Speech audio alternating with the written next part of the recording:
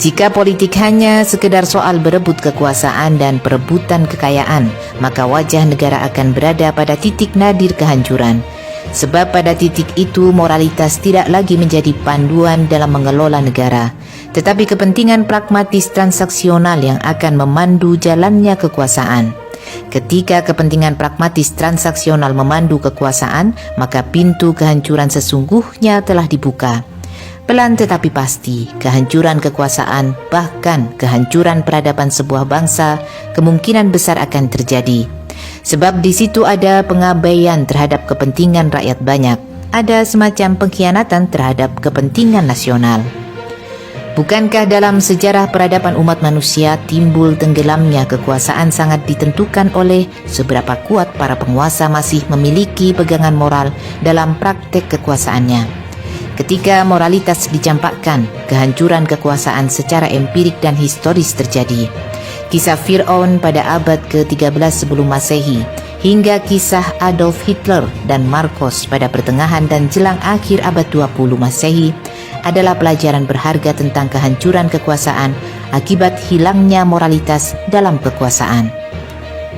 Thomas Lickona dalam Education for Character mengingatkan tanda perilaku manusia yang menunjukkan arah kehancuran suatu bangsa.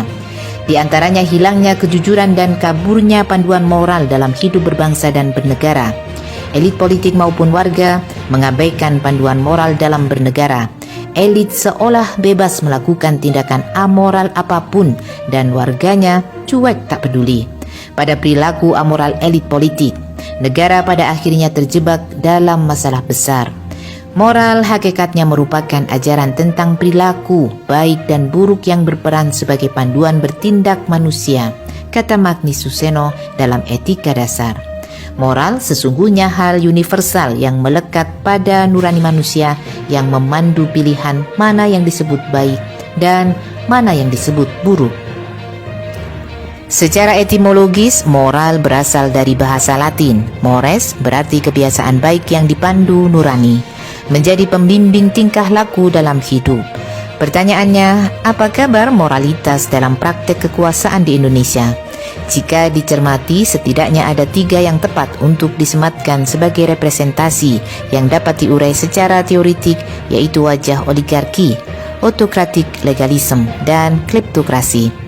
Wajah oligarki terlihat ketika kekuasaan dijalankan oleh kelompok kecil yang dengan pengaruhnya hanya bertujuan mengeruk kekayaan dan mempertahankan kekayaan. Ini disebutkan Jeffrey Winters dalam bukunya Oligarki.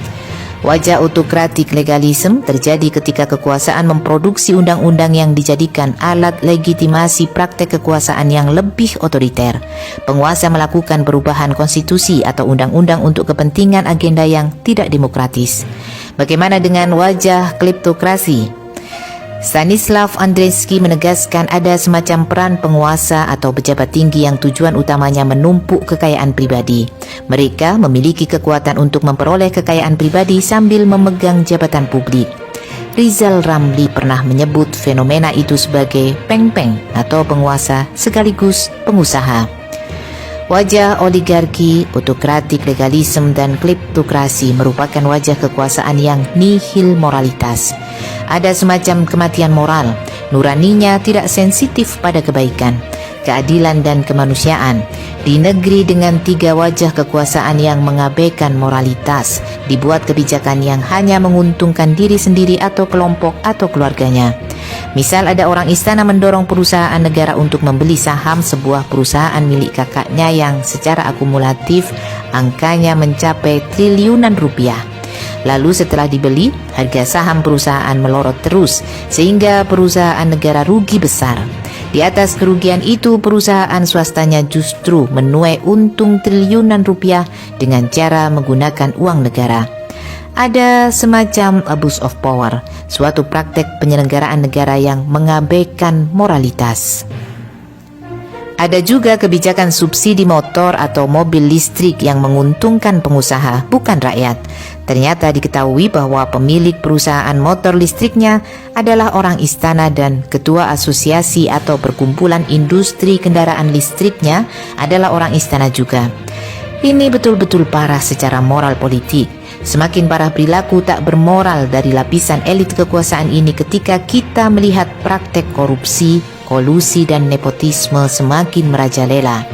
Anak, istri, menantu, ponakan, kakak, adik dan keluarga sang elit politik tak malu-malu berduyun-duyun ditarik dalam barisan kekuasaan ketika elit politik yang sedang berkuasa. Itu terjadi baik di legislatif maupun eksekutif. Parahnya itu dilakukan juga elit politik yang berada paling puncak di negeri ini.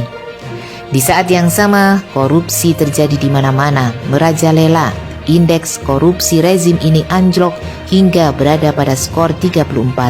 Skor yang sangat rendah, kalah dari Timur Leste, Vietnam, Thailand, Malaysia dan Singapura. Data KPK menunjukkan 60% koruptor adalah politisi. Parahnya hanya di Republik ini mantan koruptor boleh jadi anggota DPR lagi karena undang-undangnya membolehkan. Maka tidak heran mantan koruptor lantang berkhutbah tentang moralitas.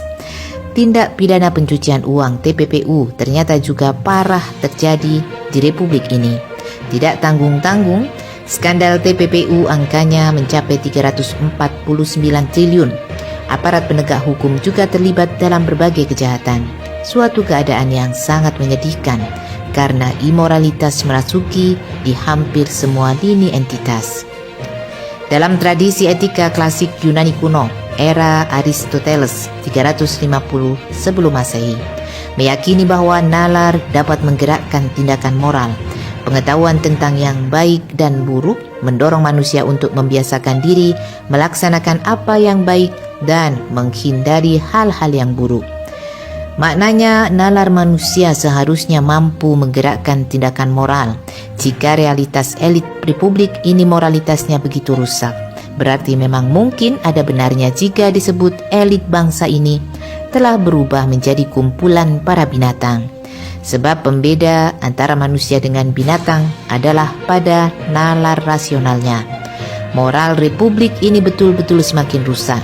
Dengungan keras lonceng kematian moral telah berbunyi. Lalu apakah kita semua terus membiarkan ini terjadi?